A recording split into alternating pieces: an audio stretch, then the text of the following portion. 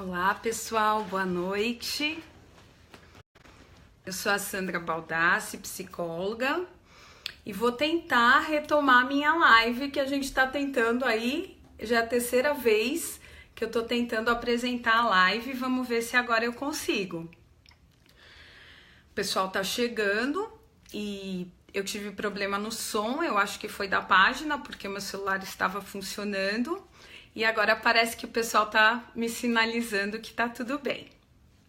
Então, para quem não me conhece, eu sou a Sandra Baldassi, psicóloga, sou terapeuta de casal e família e estou aqui hoje no Outubro Rosa para a gente conversar sobre a importância da terapia de casal no tratamento da paciente com câncer de mama.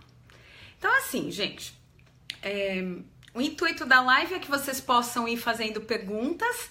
Agradeço quem retornou, que no começo vocês não estavam me escutando, mas o intuito da live é que vocês possam estar fazendo pergunta e que eu possa também, que eu possa estar indo respondendo para vocês.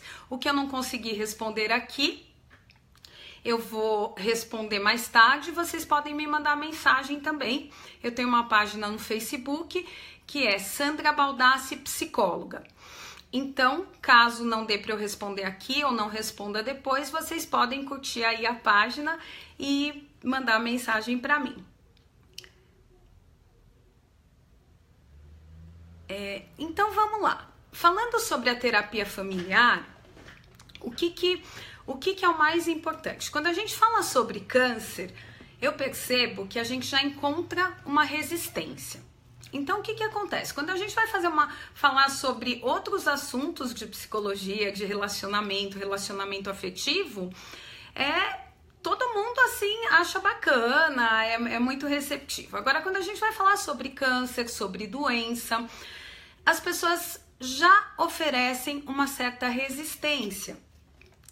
Então, é muito importante que a gente já tenha isso em mente, porque o câncer, ele já vem com um preconceito muito grande. Quando a gente fala esse nome, câncer, embora existam doenças que matem ou que possam matar tanto quanto o câncer, ele já vem com esse peso enorme sobre a pessoa. Então, vocês imaginem o que é você receber uma notícia dessas. Então, assim, a paciente, eu acho muito importante, a gente está falando no mês da prevenção do câncer de mama, então é importantíssimo que a gente sempre se previna realmente. Mas poucas pessoas falam do lado psicológico da paciente com câncer de mama. Então a gente fala um pouco agora em outubro, mas depois isso fica um pouco esquecido. Então, além do exame de prevenção, é muito importante que todas as pessoas que passem por uma situação de acharem que tem um câncer, que acharem que tem um caroço, né, e que talvez mais tarde não se torne um câncer, mas que tenham passado por essa situação, que elas percebam se tá tudo bem emocionalmente, né? Porque dependendo de como a pessoa receber essa notícia, já é muito difícil para ela. E com quem que ela vai contar, né? Então, eu recebi a notícia, com quem que eu vou contar? Normalmente é com a família. Só que muitas vezes essa paciente ela fica tão desestruturada que ela não consegue contar para a família, que ela não consegue nem pensar o que vai fazer, porque nem sempre essa notícia ela é esperada. Então, muitas vezes quando a gente faz o autoexame ou quando a gente vai no ginecologista, ele tem uma suspeita, mas tem pessoas que nunca pensaram nisso antes. Boa noite, Vera Alice. Então, a importância da terapia familiar é sobre isso que eu vou falar. Por quê? Porque primeiro a gente tem que cuidar dessa paciente. Essa pessoa que recebeu essa notícia. Imaginem todas as emoções que vão permeando essa notícia. Então, eu recebo essa notícia né? Tudo vai passando na nossa mente, tudo. As pessoas vão me contando sempre que é como se a gente perdesse o chão. Falando das mulheres, o que acontece? O câncer de mama, ele vai direto na autoestima, na família, na sexualidade da mulher. E muitas vezes essa mulher não tem nenhuma assessoria. Então, a gente não pode esquecer o que eu quero falar hoje. Do impacto do câncer de mama, mas também outros cânceres, não precisa ser necessariamente o câncer de mama, o impacto da notícia do câncer de mama e do câncer em si sobre a família da paciente com câncer. Então, como que a família recebe essa notícia? Vamos supor que a paciente foi ao médico, recebeu a notícia e decide não contar para ninguém. A gente costuma dizer na terapia de família que essa família já está recebendo impacto mesmo que a paciente não conte. Porque se a gente considerar que a família como um sistema, na hora que eu recebo uma notícia e tem um impacto sobre mim, não tem como eu não impactar o sistema, porque ele está totalmente relacionado. Por isso que a família, ela tem que ser amparada. Muitas vezes, a paciente que não tem esse amparo da família, ela não consegue realizar o tratamento. Eu não estou falando simplesmente do amparo físico, no sentido de ter alguém para levar, para buscar. Eu digo do amparo emocional.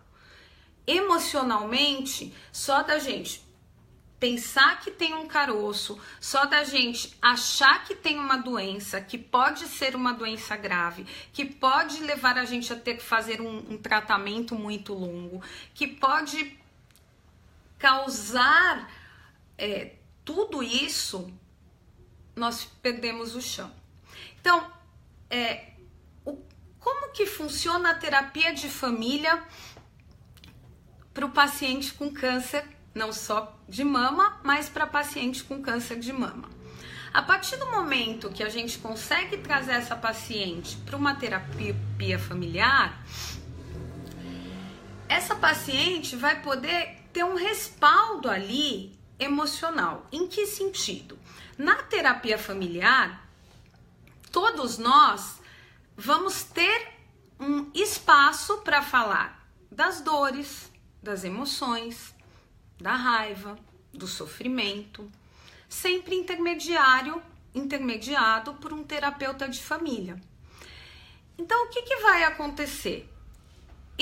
Quando eu tenho um câncer, eu, além de estar sofrendo a perda física, eu não sei como lidar com tudo aquilo. E a minha família também não. A partir do momento que a gente pode escutar a família, escutar quais são essas dores, escutar como cada um está se sentindo em relação à doença, a gente começa a poder criar recursos para que essa família se movimente a favor da cura da doença. Porque muitas vezes a família fica tão desestruturada que não consegue se estruturar até para coisas mais simples. Como, por exemplo, a mãe vai ter que fazer a fisioterapia, não tem quem leve a adolescente na escola. Uma coisa que aparentemente seria simples, mas a família às vezes não consegue pedir ajuda. A adolescente falta na escola quando a mãe está em quimioterapia, por exemplo. Então, o que acontece? Cada família, cada pessoa, cada membro daquela família vai ter uma reação em relação à doença da mãe, em relação ao câncer. Mesmo que a gente sabe hoje que com a prevenção, muitas vezes, é claro que prevenindo, ele é curável, nós sabemos disso. Mas nós sabemos também com que peso a gente recebe essa notícia e que para a gente ficar curada é preciso que o tratamento seja feito da forma correta. É preciso que a gente, além do tratamento ser feito da forma correta, que a gente muitas vezes tenha que optar por diferentes tipos de tratamento. E a paciente não pode ficar sozinha nisso. Quando eu digo família, quem é a família que vai poder ir para a terapia? É a família da paciente, é quem está ali com ela. Então vamos supor que numa notícia como essa, o marido muitas vezes foi embora porque não aguentou e deixou a mulher nessa situação sozinha. A gente vai buscar quem possa vir nessa terapia familiar. A gente vai buscar quem é a rede de apoio dessa paciente. Né? Às vezes uma irmã, às vezes uma tia, uma prima. E isso é muito importante, porque eu vejo muito, gente, as pacientes às vezes querendo dar conta do câncer de mama sozinhas. Não que não seja possível, mas para que eu vou ficar sozinha se eu posso ter alguém para me ajudar? E esse alguém muitas vezes está sofrendo também. Então a ideia é que, ao invés de cada um ficar sofrendo sozinho, que a gente possa entender melhor um ao outro. Abrindo esse espaço na terapia familiar, a gente vai ressignificando essa família depois da doença. Boa noite, Cacau.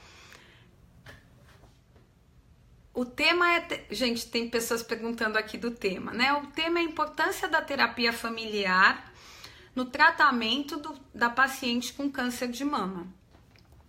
Então, uma vez que essa família consegue conversar, consegue se reorganizar, a tendência é que o tratamento da paciente possa estar muito melhor estruturado e que o resultado seja melhor.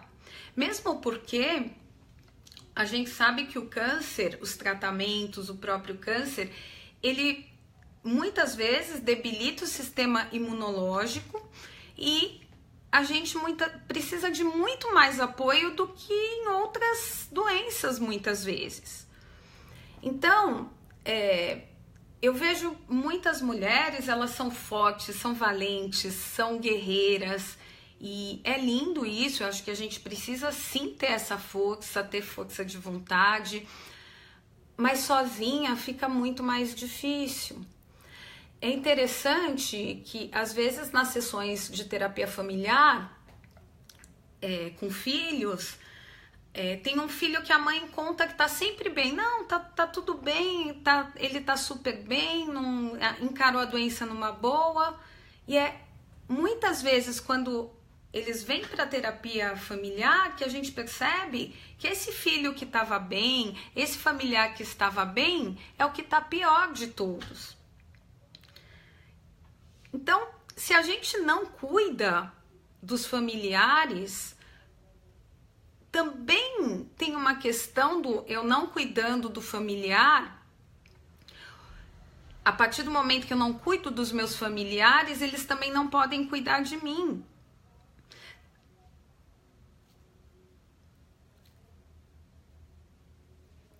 Tem alguém perguntando aqui. A Roberta tá me perguntando, né, que ela tinha Sandra, me tira uma dúvida. Fiz ultrassonografia em 2014, mais ou menos, constou um cisto de água, graças a Deus, 2 anos depois fiz outra ultrassonografia. E uma mamografia aumentou para 8. Só que desde o início comecei a tomar remédio e não sumiu, não sei porquê. Então, Roberta, hoje a gente vai estar falando da parte psicológica da doença, que são todas as emoções que a gente começa a ter desde o momento que a gente tem um caroço. Veja bem, você me conta que você tem um caroço e que era um cisto de água. E eu quis responder a sua pergunta justamente por isso. Um cisto de água, que não é um câncer, já causa na gente um medo da doença. E esse medo vai fazendo com que a gente não consiga mais ter uma vida normal, muitas vezes. Eu tenho pacientes que depois de fazer o autoexame, perceber um caroço, ao invés de irem ao médico, começam a desenvolver uma síndrome do pânico, um nervosismo fora do normal. Porque assim, gente, não adianta a gente não ir olhar o que está acontecendo. Essas emoções já estão dentro de nós. É muito importante. A Simone está colocando aqui, boa noite, como lidar com o medo de perder a pessoa? Isso é uma boa pergunta, Simone, por quê? Muitas vezes a gente fica com medo de conversar com a pessoa, porque a gente pensa, não, ela já tá doente, eu não vou falar nada e vou guardando aquilo para mim. E esse meu medo, ele pode causar várias atitudes. Desde eu me afastar dessa pessoa e não ajudá-la em nada, que é o que a gente chamaria na psicologia de uma negação. Eu tô negando a doença porque eu não consigo olhar que a minha mãe, que a minha irmã, que a minha namorada, que a minha esposa esteja doente. Ou, muitas vezes, eu vou parando de viver para viver a doença do familiar. Então, esse medo que você fala, Simone, como lidar com o medo? A melhor maneira de lidar com o medo é conversando com a paciente. Né? Se vocês não podem, por exemplo, fazer uma terapia familiar, que seria uma coisa muito indicada, então converse com essa paciente, com essa pessoa, com essa sua familiar, né? Diga, eu estou com medo. As pessoas têm que dizer, eu estou com medo de te perder.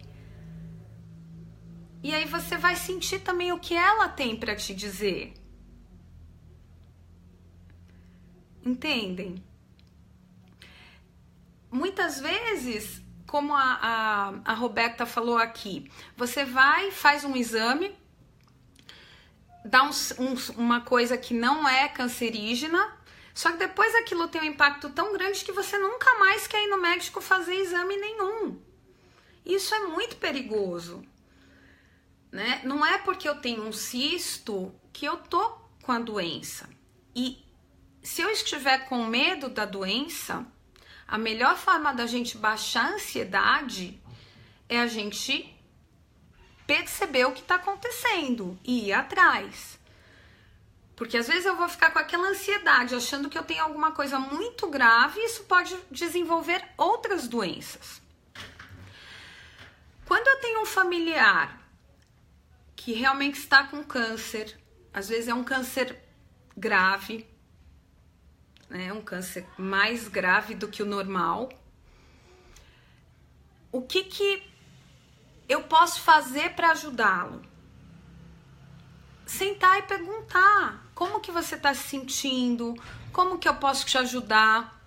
Todo mundo vai dizer, eu tô bem, não se preocupe. Então, ache o momento certo. O tratamento do câncer, ele hoje está muito moderno, as pessoas estão conseguindo se dar muito bem com muitas vezes com os tratamentos, mas ele ainda é um tratamento difícil, ele exige dietas, então exige todo um acompanhamento multidisciplinar, que seria desde o médico até o nutricionista, até o psicólogo. Para que esse tratamento fique bom, é preciso que a gente realmente tenha um apoio de uma rede familiar. Se não for a família, Sandra, eu não tenho família. Então, quem você tem? Quem pode te ajudar? É preciso que vocês pensem nisso, né? Porque às vezes eu recebo pacientes que me falam, fui para fisioterapia sozinha porque a minha filha é adolescente, ela não quis me acompanhar. Será que a filha não percebeu que você tá doente? Você contou para ela?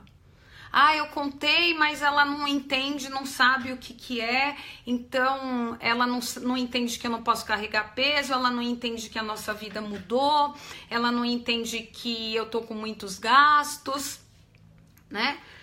E ela finge que eu nem estou doente.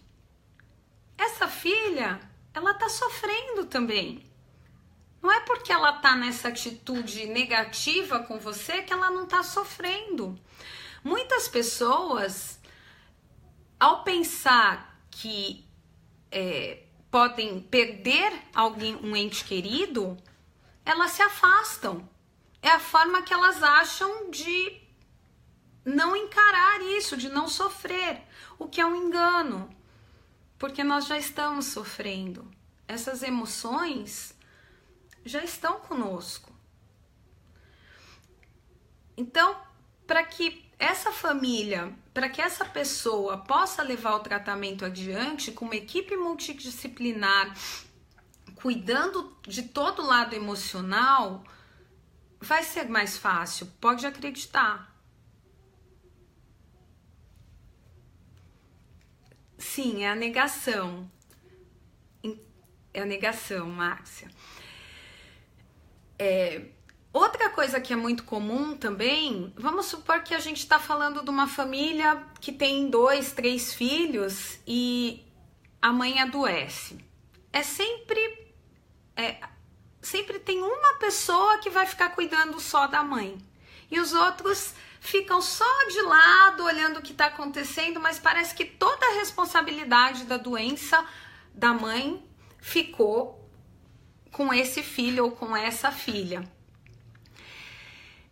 Então, quando a gente percebe o que está acontecendo, é aquele filho, é aquela filha que vai no médico com a gente, ela que cuida, ela que toma todas as decisões. E os outros deixam porque acaba sendo confortável no sentido que tem uma pessoa cuidando de tudo. Mas é importante que essa mãe não pense que os outros filhos não estão se importando com o que ela está sentindo. É importante que os outros filhos também percebam que é demais para essa pessoa que está cuidando sozinha. Aí, uma situação assim que me contam também é assim: ah, mas ele quer cuidar sozinho, ele não deixa dar opinião, então deixei que ele que cuida da minha mãe, ele que resolve, eu não falo mais nada. Isso é uma atitude de uma pessoa que quer controlar e que ele quer de qualquer jeito controlar tudo. E essa pessoa está em risco também. A pessoa que cuida do paciente oncológico é uma pessoa que precisa ser muito cuidada. É claro que se eu já tinha um vínculo mais forte com a minha mãe e os outros irmãos não, é mais fácil que eu cuide, que eu tome as decisões. Mas eu não posso ficar com isso só para mim. Porque num tratamento longo existem decisões que precisam ser tomadas por todos. Eu não posso deixar esse irmão, esse familiar, essa prima cuidar de tudo sozinha, tomar todas as decisões. Porque muitas vezes nós, como familiares, temos que tomar decisões que o próprio paciente não pode tomar. Então, a gente tem que conversar sobre a doença. Não adianta a gente fingir que a doença não está aí. A gente precisa conversar. Não adianta eu esconder. Eu tenho que dizer, eu tô com medo. O que você tá sentindo? Eu entendo que essas mudanças estão difíceis para vocês. Então a gente tem que fazer com que o núcleo familiar seja um apoio para todos, inclusive para aqueles que não estão doentes. Pois é, Sandra, já perdi até membros da família com câncer de mama. Realmente isso faz com que aumente meu medo. Já fiz uma punção, colhi o líquido para biópsia, graças a Deus benigno, só que só aumenta a quantidade, né? Então, assim, a Roberta tá aqui me contando que tem um medo maior, porque ela já perdeu outros membros da família. Então a notícia do câncer, ela vem pra gente com uma história também. Tem alguém na minha família que já faleceu de câncer? Eu tenho filhas, será que minhas filhas vão ter o câncer também? Minha mãe às vezes morreu de câncer. E a gente tem que entender, sim, Máxia, obrigada, é importantíssimo que a gente enfrente a doença de frente mesmo. É o que a Máxia tá falando e é como eu penso. Porque é enfrentando de frente que a gente vai ter forças para vencê-la. A Simone está colocando aqui que é difícil conversar sobre a morte com a pessoa que sabe que vai morrer logo. A morte é sempre difícil de ser falado, né? Quem fala facilmente na morte? Mas nós precisamos falar sobre a morte. Uma das coisas mais importantes no câncer é que a gente possa sim falar da morte, do medo da morte. Isso não quer dizer que a pessoa vai morrer. Agora, se é um câncer que o médico já diagnosticou, que provavelmente não tem uma solução, a família já foi avisada que essa pessoa vai morrer, é um motivo ainda maior para que a gente possa falar sobre a morte, porque a gente tem que saber como que essa pessoa quer morrer. Gente, eu sei que é um assunto difícil. É um assunto muito delicado falar sobre a morte. Mas é preciso, né? Eu preciso saber se essa pessoa quer morrer em casa, se ela quer que tente até o último minuto. Hoje em dia nós temos uma coisa que é chamada cuidados paliativos, né? Que é um tratamento alternativo quando os médicos dizem que não tem mais chance de cura. Então é um tratamento onde a ideia é aplacar a dor. Só que às vezes um membro da família quer, o outro não quer, o próprio paciente quer, os familiares não querem, o familiar quer que tente de tudo. A paciente fala que não, que ela não quer mais tentar. Então, todas essas questões emocionais, elas são difíceis de serem conversadas. Por isso que eu tô aqui hoje para falar da terapia familiar. A terapia familiar, ela não é divulgada. Então, hoje já é um pouco mais divulgada a terapia individual, que até poucos anos não era tão divulgada para o paciente com câncer de mama, para paciente com câncer de mama. Hoje é um direito da paciente com câncer de mama frequentar sessões de terapia pelo SUS ou pelo plano de saúde. É um direito. Mas esse direito não se estende à terapia familiar ou à terapia dos seus familiares. E é sobre isso que a gente tem que também conversar, para divulgar, para procurar. Porque quando a gente fala de uma doença grave, a gente está falando na morte, sim. Por isso que ela fica com um peso tão grande. Isso não quer dizer, volto a dizer, não quer dizer que o câncer não tenha cura. Muito pelo contrário, hoje em dia tem muitos tipos de câncer que tem cura. Mas ele sempre vem com o peso dessa palavra do câncer que não tem cura. Uma vez que eu tenho câncer, eu tô curada, eu vou ter que sempre fazer estes exames, né? São os exames para ver se voltou, para ver se tá tudo bem. Então, isso tem que ser cuidado, porque emocionalmente isso é um medo. Então eu tenho que lidar com isso, porque senão eu não faço os exames. Esse medo me paralisa, ou eu paraliso minha vida porque eu já tô curada, eu já tô bem, mas emocionalmente eu não consigo mais sair do lugar devido ao impacto que isso trouxe. A Márcia tá falando para mim aqui, a união da família, a qualidade do tempo que estamos juntos com a pessoa doente, o amor é o que se tem de mais importante para quem está doente e para as pessoas que estão ao redor. Em uma partida, fica um pouco menos difícil.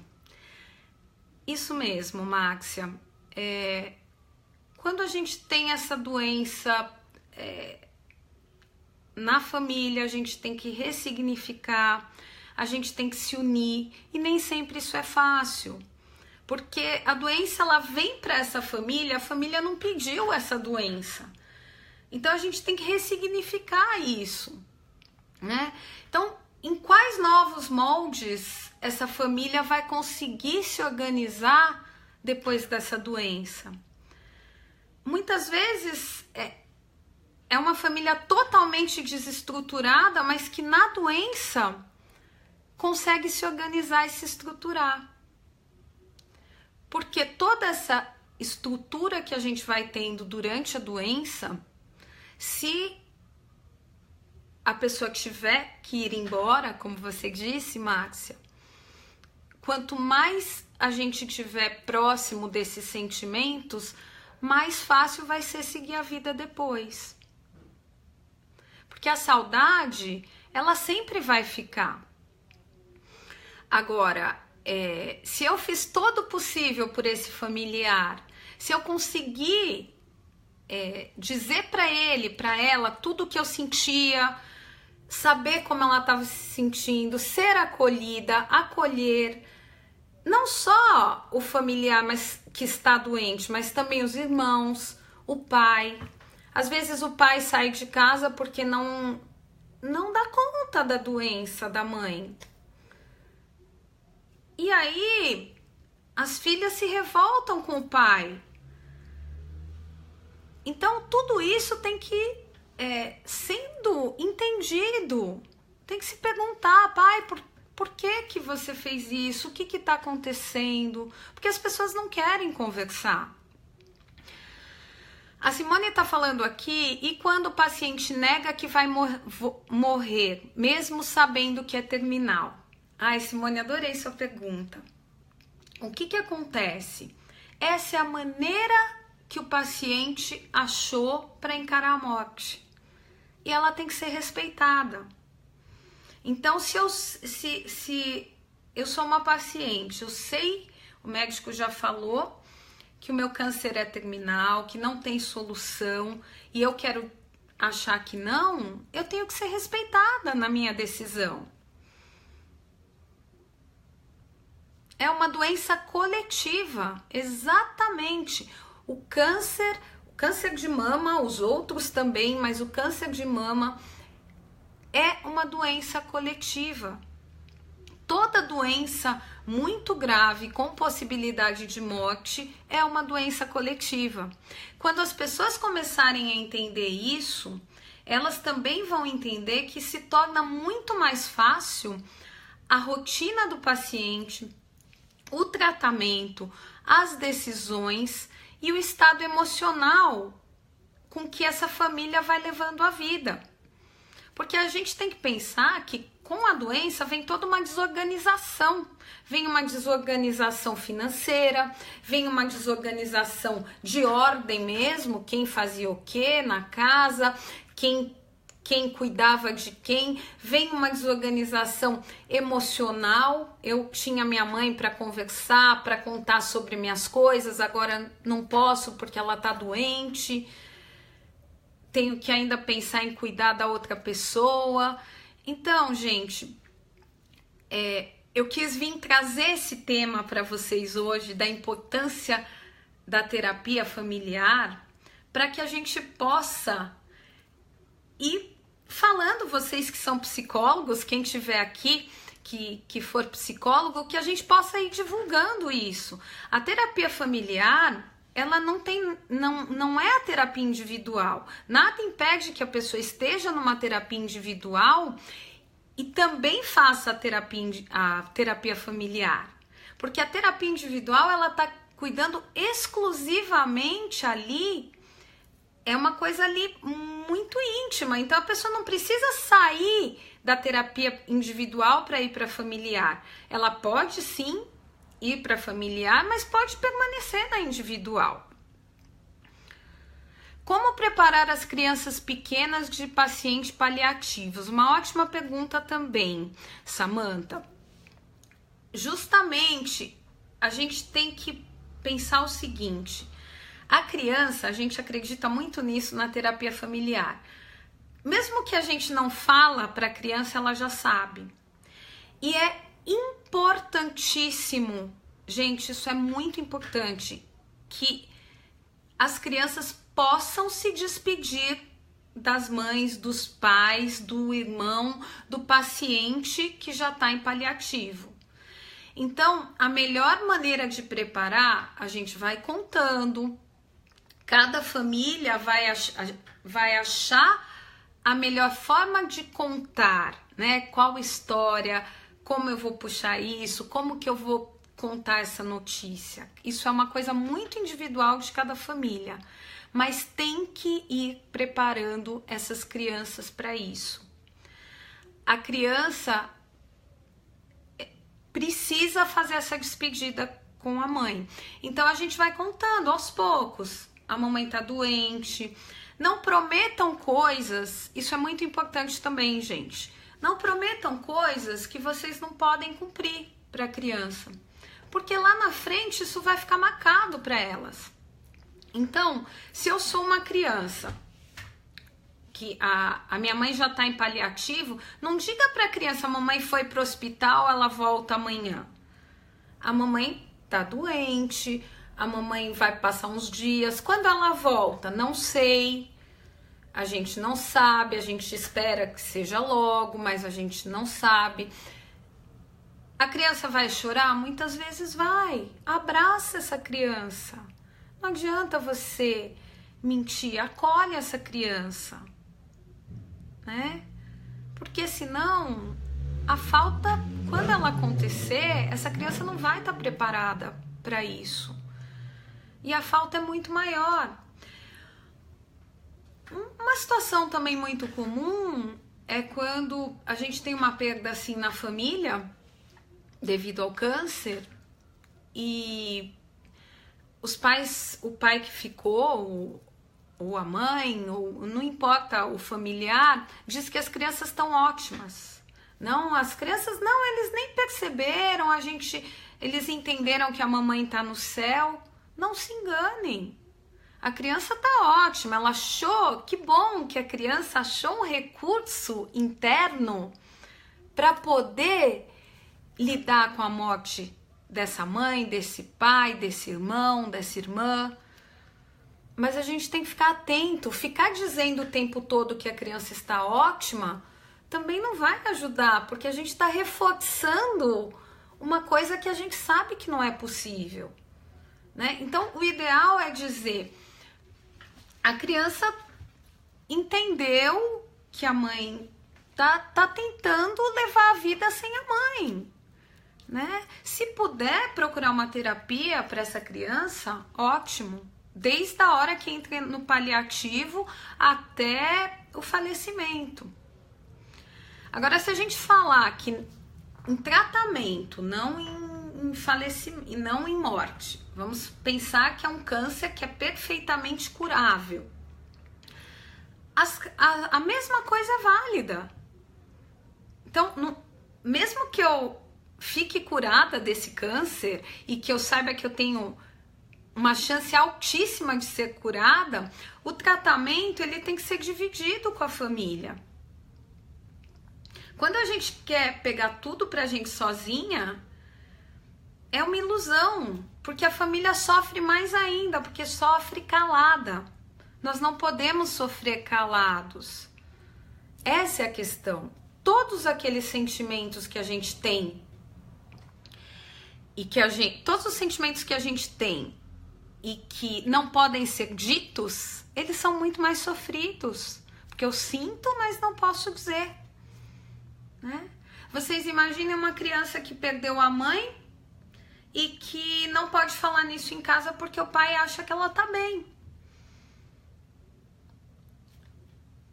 Então, eu acho que assim, como a Márcia falou, eu vou estar encerrando aqui a live, que a gente perdeu muito tempo, eu tinha bastante coisa ainda para falar, né? Mas vou estar encerrando com vocês porque a gente perdeu 35 minutos, né, da live, mas como a Márcia disse, é uma doença coletiva. Vamos cuidar, vamos divulgar a terapia familiar. Vocês, psicólogos, olhem para os familiares também da pessoa que vocês estão cuidando. É muito importante isso. A doença não está atingindo só o paciente. Com o cuidado emocional da família, esse paciente vai melhorar muito. Tá bom, gente? Então, um bom Outubro Rosa para todos. Mulheres, façam a sua mamografia. Perceberam alguma coisa? Vão logo olhar o que é. Não esqueçam que se eu sentir um carocinho, se eu já tô pensando um monte de coisa. Então não adianta eu não ir no médico e fingir que eu não tô vendo aquilo, porque quanto mais eu demorar para ir, mais preocupada eu vou ficar, e eu já tô com esses sentimentos. Vamos cuidar da família, pensar em falar, se é um caso de paliativo, onde não tem mais solução, vamos falar sobre a morte. Se vocês não conseguem, procurem ajuda profissional.